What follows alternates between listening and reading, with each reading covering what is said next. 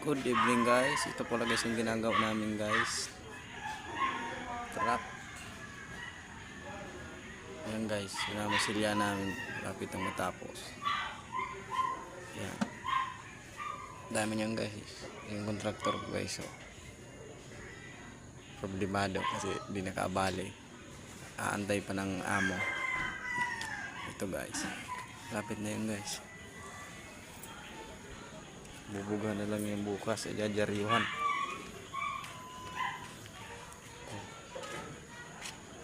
Yan guys. Ang laki niyan guys.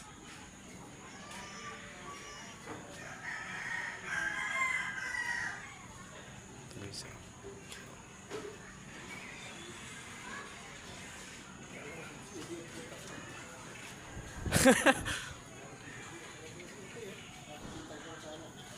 Yan.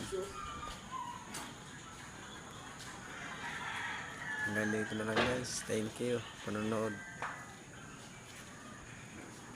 Yan.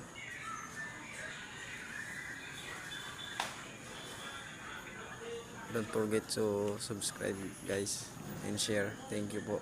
And God bless you all.